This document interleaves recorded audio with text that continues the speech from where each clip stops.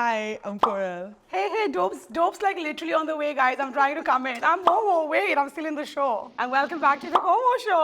Hi, guys. It's been a while. But let me tell them, it's been a while because Koral madam is so busy. My Sakhi is not hanging out with me as much as she used to before, and for good reasons, but we're still trying to make it. So that kind of leads us on to like our topic of the day. So what are we talking about today, Rinima? Something that is so close to our hearts, and I'm sure it's close to any woman's heart. We are trying to figure out who And what defines a successful woman?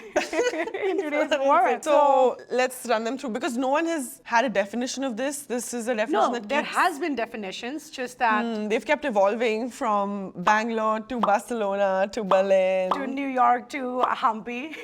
But you know what we're going to talk about is people have tried to define success, what a successful woman is in so many different ways, but we both unanimously feel that there is no one definition to this multifaceted thing, you know, so we are going to keep that till the end of the show. But before we kind of move forward, like we always do, let's quickly talk about the various things we are going to discuss, the various aspects and realms that we're going to touch upon. And the girl's going to start with the first one. So we're just going to discuss what global perspectives are on what success looks like, right? Because every society is different, cultures are different, parameters are different. So we're kind of going to touch on that. Then why don't you tell us next? The second one is it's so important to kind of seek inspiration from women who have already broken and shattered glass ceilings. So we're going to look at and talk about people who have broken stereotypes and, you know, challenging norms that already exist. So we'll touch base on that as well. Let's seek some motivation, some inspiration. Then you talk about empowerment and resilience. Yeah. And I know resilience, we'll get to it when we discuss it, but we're all in our feminine era. So let's not try to grit and grade and work too hard also, right?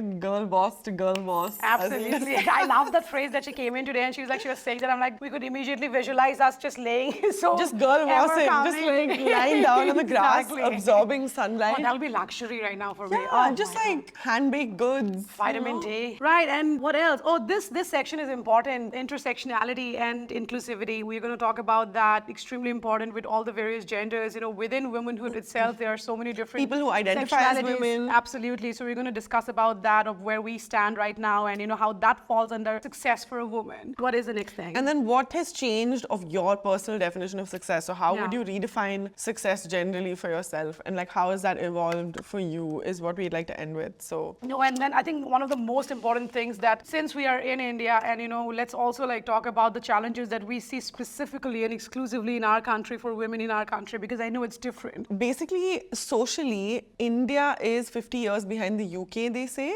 And like, you know how everything started in the West and India is constantly trying to like look at the West for how we measure ourselves. Yeah. I think it's time that we start becoming the center of our own universe and start setting reachable, sustainable goals for how we want to live a balanced life. I feel like we were all fed these lies of like, you can do every It single all, the thing. superwoman. The superwoman is usually a woman that's ignored herself, Yep. her health, Yep. always puts her family first, Believes she martyrs could do it herself, all. martyrs herself, and this is a lot of our parents' generation actually, right? I'm Yeah. sure lots of you think this is familiar as a trope and as a type of person. I think, and that's again like coming back to what we said, like global perspective on what success could look like. And that's what we want to press upon. Like, you know, success can look so different. Like, don't confuse yourself when you see that different women have different ambitions. Whether your idea of success is being like maintaining and feeding and taking care of a family that you are growing, that's also success to some women, and that's great. And but it's like, important in that case to note that it is shaped by the cultural lenses that you have been raised. Like, you know what I mean? Like, if I'm raised with a certain religious faith, or if I'm raised in a certain community, I'm raised with certain caste and race around me,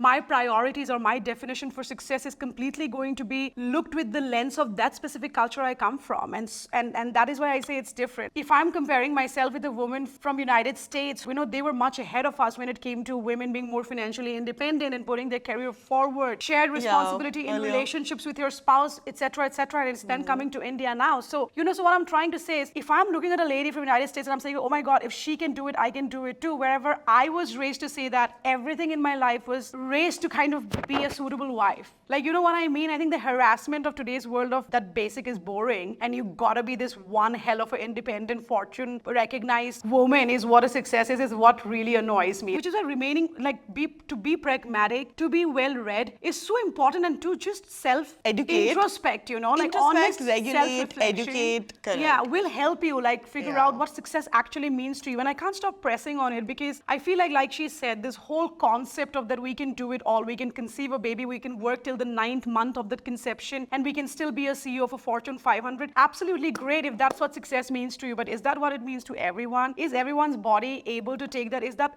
I mean, you know what I mean? So it's different. And I feel like we should all be aware of the fact that like how we were raised and where we were raised was always going to have a great influence on what success could mean to you. So if you are disheartened that, somebody has done this much and they are called successful and you have done this much or like maybe more and you're still not called successful. This is why there's no point of like comparing yourself. Exactly. Because everyone's on their own journey. And Exactly. I don't think you can hold yourself to markers that other people are hitting. So the world is already going to keep messaging you about what success looks like. Yep. It's important to form your own idea of it and stay true to it and try to keep walking towards what that looks like for you, It's happiness, whatever that looks like to you. Right. That's a good way to like tie it up, right? But I think let's move on, to the next segment. We have provided more than our 2 cents on what global perspective on success on women looks like. All right, can you think about breaking stereotypes and challenging norms? Like, I was recently thinking about this, okay? So remember how Neena Gupta had like a child with the really cricketer? famous- the cricketer. The black guy? Yeah, whatever. Masaba Gupta recently launched her lipstick line and it's called Love Child. Yes, I'm aware. It's about like breaking a stereotype and making it your own in some way. Technically, she was a love child. Her mother was like looked at very, very strongly for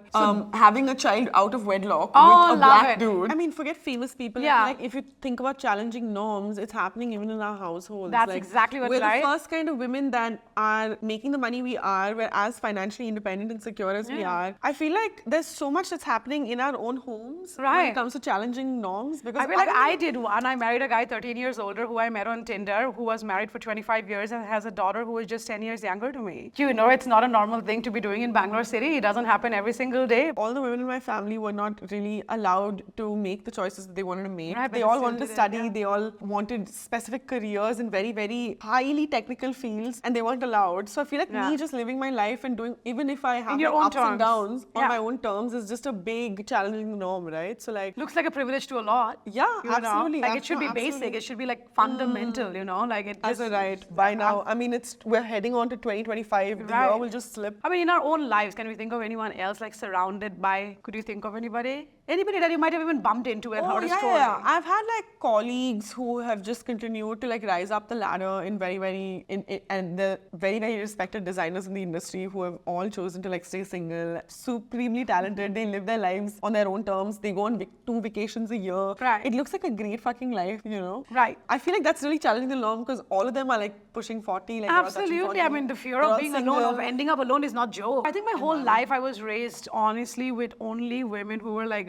constantly breaking barriers. Honestly, whether it's my mom, she was a working woman from a remote village in Assam. Like that wasn't well accepted by my dad's mom and dad. Whether it's my aunt, who was like one of the prettiest women I saw growing up, and she was cheated on by her husband with her co-worker. Like, he slept with her and she had to go through that. And for her to rise up and remarry and go into a family where the man already had grown-up kids. And today I see her like she has a beautiful life. So my own sister going through a divorce and, having a 14-year-old son now, and from being like the most pavam, sorry, by pavam I mean from being the most innocent soul to today being like Holy. a lawyer in the high court. Like I'm saying, I feel like we are definitely in the right path. Like, and that's what makes me happy. Like we are luckily so. Imagine there were women in the past who have made this path easier for us. So my mom, right? So she rose quite high up on the ladder before she ended up retiring. But yeah, she did really, really well for herself. And at that time, rejoining the workforce after 12 years, a 12-year gap. Nowadays on LinkedIn, I see other colleagues have put like full-time parent in their LinkedIn CV. See, and we're going to talk for 2 about years. that. And I thought that was a very interesting thing because recently That is I a saw full-time an job. ex-colleague who did Yeah, that. yeah. And I thought, wow, what a way to like challenge a norm and add that to your professional CV. What a because way to that's- celebrate that success, Yeah. because that is I success think that's in really a cool, beautiful yeah. way,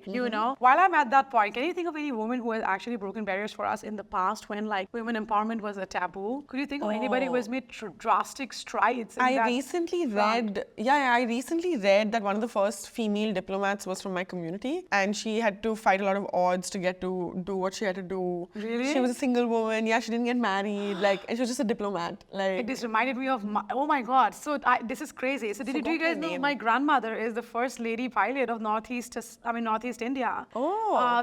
Yeah, her name is Dheera Hazarika. Look her up. So that's crazy because Very pretty name also. Very pretty name. She's still very healthy, lives out of London City. But bro, like when I sit with her, I just spoke with her like a month ago. She was home to meet my mom and everything back in Assam, and it constantly reminds me of what she had to go through. Like she always tells me, like, just remember that you are already in a place of privilege. Like she reminds me to remain more grateful or have the gratitude towards that. Yes, we need our rights, we need everything, but they have been so patient about it, and I feel like I'm so grateful to those women who has made things easier for us today. Let's move on to empowerment and resilience. Very important, right? And because we are two empowered women, we should totally talk about it. No, but see, resilience also, now I'm wondering, sometimes these ideas of gritting and grating against things and working yourself to the bone, I feel like have been really romanticized growing up for us. Yeah. So much so that we really took it on, and I feel like the last decade of my work has just also been just me gritting and grating and gritting and grating. I don't know, I sometimes feel like resilience also, like I've seen women who are hardworking. I've very rarely seen happy women,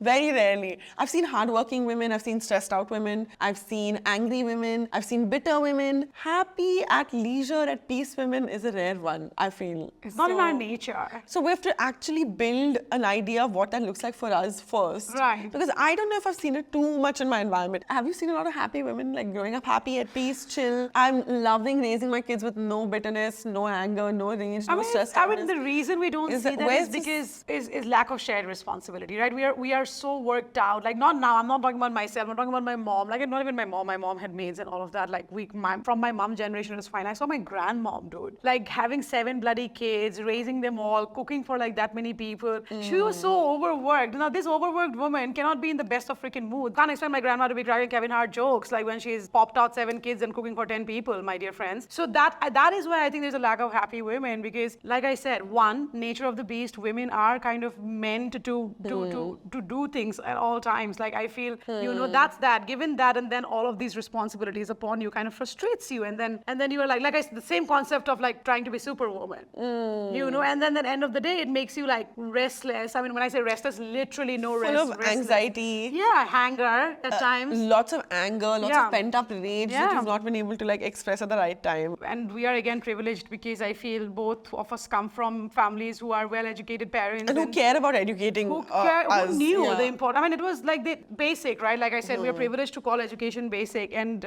moving on from education, I think the other sense of empowerment that we really need to press upon is, even in let's say, for example, in a corporate sector, putting women forward, diversity, giving, kind of emphasizing on it, making sure the ratio is correct, like bring in more women. There should more in the leadership sector. But like I said, there's still, I feel so many challenges around that whole empowerment section, and I feel it lacks, especially from the other gender, there's lack of support. But I'll be just speaking to that, I've suddenly started consuming a lot of men who are like very much on our sides, Yeah. They also realize that they are active agents in trying to bring the change that they're talking about. It's men stitching in their responses to other ridiculous men on the internet, and I'm actually trying to consume slightly more balanced content from that point of view, because I feel like it is happening. Yeah, it is. Yeah, definitely. There's no denying happening. that. There's no denying that. Men are literally like, if you're not a high-value man, a high-value woman is going to get bored with you. Right. If all you have to give her is money, then don't be like concerned when you take that away and then she doesn't want to stay with you. Resilience-wise, oh my God, I think women, again, I think we all have a bone for it.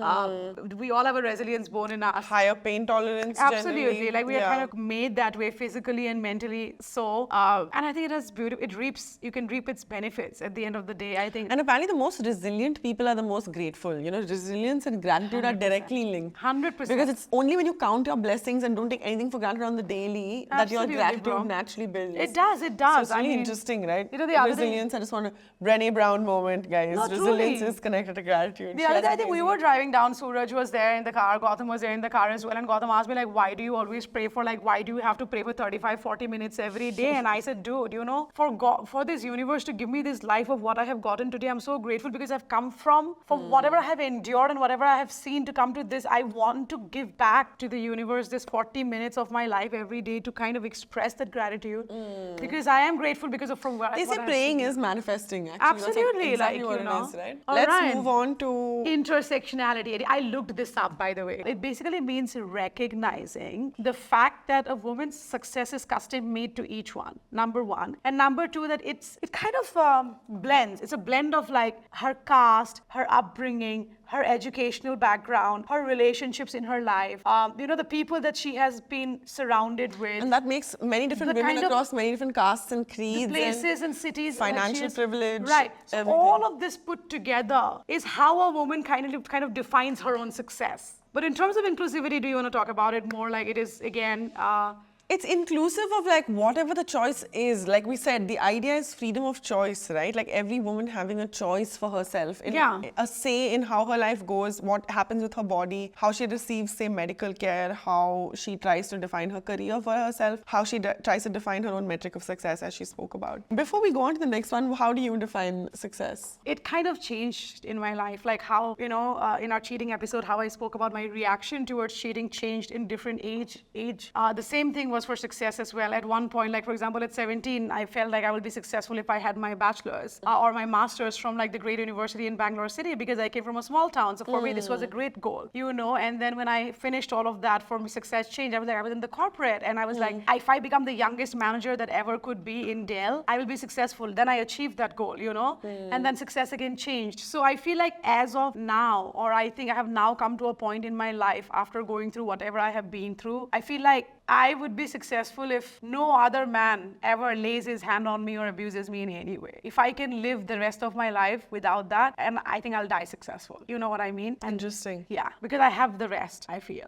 I have, career-wise, I have what I have, my husband or my kids or whatever. Like, I feel in a family perspective, I feel like I already have all of that aspect. And the only aspect I don't have is the guts to go about doing a certain things to be more successful, just because I fear working late nights or driving down late in the streets or wearing a certain dress or doing a certain photo shoot, that because I'm worried, So Right, interesting. now that you ask me, fuck that, I'm gonna ask her. I think it's financial independence is a big one for me, and Yeah. security. The freedom to be able to do what I want is bought with money, and like fortunately or unfortunately in this capitalistic world, but like that's one big one. The other one for me, I think, is like stimulus. Like I want to be stimulated, regularly, because I feel like I'm just someone that needs to have like a purpose. I need to have a drive. I need to have a goal I'm working towards. So I just need to be stimulated intellectually, emotionally, spiritually, regularly. Another thing is like balance for me. Balance is a big one. I feel like I go very, very hard in like different areas of my life at different stages of my life. I'd like to achieve them all in a balance that makes sense for me sustainably, like moving forward. So that's also like a big You're one. pretty hard on yourself. Yeah, no, but balance is important. No, I feel like it's a constant work in progress. Like you have to keep Right. working towards the next idea of like. No, what but I it was is. just listening to you putting all of these Yeah, for on sure, yourself, for sure, and for I'm sure. like, this girl is hard on herself. No, these are like definite things. Do you think we are this hard on ourselves today as a result of something? Do you think it's a trigger of something? Like, I hear every woman today come to me and say, I want to be financially independent. I want to be this. Financial independence, which is great. I'm an advocate for that. But I can't stop pondering upon this thought is, why has this become such a big thing? Why isn't a single woman today saying that as long as I can raise my kids beautifully and like keep my husband happy and cook the most delicious meals for him? Why is it happening? Is it a trigger or something, do you think? Will you consider yourself unsuccessful if your husband was like a great provider? Right. And you were just enjoying raising your two kids, and he's a great guy, loyal, the man you wanted. No, I have to think. Can I come back to you on that? Because I really have to think about it. It's a good one. Okay, great. Because I want to talk about something. Quite honestly, today, I sometimes feel I just want to be a homemaker. Because my husband really earns very well, right? And I often find myself saying that, hey, Rinima, it's all right. Give it a break. You have worked like from the age of 17, I'm 35, I'm going to be 36 this August. I've worked, I'm still working, I manage my brand, whatever. And then I'm like, yes, I want to be happy because I feel like I think I'll be very happy as a homemaker also if I can just really raise my kids well and keep my husband like healthy and give him great meals, whatever. But the moment I think that, I immediately think, but can I trust the guy though? You get what I'm saying? The trigger that I was talking about, trigger that it brings me straight back to fuck, I have to be financial independence is not because me as a woman, I'm fucking dying to have this changing changing gender role. No, honey. It is what has happened to me. My body remembers. Being cheated on by every man being lazy, men not being wanting to provide in my relationships, me being the provider in the past 3 relationships. If I bought a potato, my dear friends, I had to pay 2.5. If it was $5, my ex would take $2.5, like my share and his share. Also, let's not the talk third about guy how bought the whole expensive- potato. How expensive vegetables are right now. Truly. We sound like aunties if we start talking Right? about this, but like No, but I'm vegetables saying- are too expensive. Which is why Inflation I asked you needs that to- question. Do you have that answer? I don't think I like. Will ever trust a man? No, like I feel That like comes back to Matcha, that. I feel like everything is like a leap for You said matcha, I love it. You'll never fully know. I don't think everyone, even in a marriage right now, is 100. They're like, I'm giving it my best shot. She's going to give it her best shot. And you have to somewhere have that trust and take a leap, bro. I don't think So it's- then I'm going to leave you guys with a question then. Now that we know. So now tell me. So I know that all of you want to be financially independent, all you beautiful women, so you should be, right? Now ask yourself this question. Do you want to be financially independent because you want to be financially independent, or is it because you can never trust that a man will be that provider that we used to see centuries ago? Is that what it is? Let us know. I'm so curious to know about it. Personal autonomy is always going to remain constant for me, right? Like, at any point in my life, I think if I'm not able to decide for myself and do what I want to do, definitely with the support of my family around me, but I think the final decision making should be my goddamn decision. That remains a constant, and it should be a freedom, constant. independence, liberty. Emotional The freedom. oldest ones, yeah. Success Is to my me, new motto. today will mean to be able to continue loving myself and to be able to continue to prioritize myself besides all these burdens and baggages that my family and the society has put on me to be a successful woman. Like, I know that society thinks, oh, if you're not spending enough time with your kid, or you don't have a kid yet, you're 35, you married a guy who is older. Like, I have to constantly, because of all of that nonsense that I grew up with, I have to constantly unlearn what I have learned because I have figured out what the right thing is. The right thing is to listen to my own heart and do what I want to do, right? And let that idea also keep evolving. Like, don't hold yourself to things that don't serve you anymore. Absolutely, So that and which has is to why be- I'm saying that it's hard. It's not hard to change. I know that we mostly us in India, like we did maybe sometimes grew up with thoughts that wasn't the right definition for success. Unlearn those. For me right now, it's like agility, adaptability, how flexible you are, how much Yeah. can you still learn, Yeah. how open you are, how you don't let your most basic frustrations, primal emotions, whatever, let anyone who has not caused it be affected by it. Like everything is like become really different, somehow. Yeah. No, also like I feel success is authenticity is one big Authenticity thing is a for me. big one. Like, Same, like same, if same. I can't be authentic and if I have a very small circle of people today because I bring in authenticity and if you don't bring that in, and that is when I do not have too many friends because it's so many of us are lacking authenticity. I feel like I feel successful because I feel like I honor my experiences. I honor everything that has been through in my life. I don't look at as anything as a regret because Same, I get that. I echo that. and I think that is a very important aspect when I think of what my success looks like today, And my dear beauties, my dear gorgeous girls, we love you so very much, and that is why Koel and I come here because in our 30s we are hoping we can help you in your teens and in your 20s, and sometimes maybe in your 40s and 50s too, because Maybe, you age never doesn't know. really, Women in India and challenges and triumphs. Oh my God, let's talk about this. This is like our. There was this it brings me, you remember the dudding ad by, who was it? Puma, Nike, the dudding, wake up in the morning, na na na na na. It's like, someone please play it. Yeah, it's Puma. I haven't seen that. So I was just telling her and I just showed her In the success front. Yeah, I was just showing her the dudding, the viral video for Nike that it was doing the rounds a while ago. And it was like, Nike was just like, just do it. And it was a bunch of like really urban millennial like women and Gen Z women like doing their thing, studying, sports, everything. And then someone has done a mashup of it with like Indian women from the rural India. And it just said, Cute been doing ladies, it barefoot. And we were just laughing about it because we were just like, that's exactly They what it changed the is. narrative so well. I always get teary at the end of that, man. Like my voice chokes up, but like that's Correct. it's. On that note, let's end this. And let us know what success What is means success to you. to you? Yeah, I mean, good or And bad, bring it in. There is no right or wrong answer. Tell us what for that this. means to you, whatever age you are. Maybe tell us your age also. It'll give us some context. Tell you us know? whatever you want. That's another aspect of success, right? Freedom of speech. Okay, like, subscribe, share. Thumbs it up, otherwise I'll middle it up. Rinima.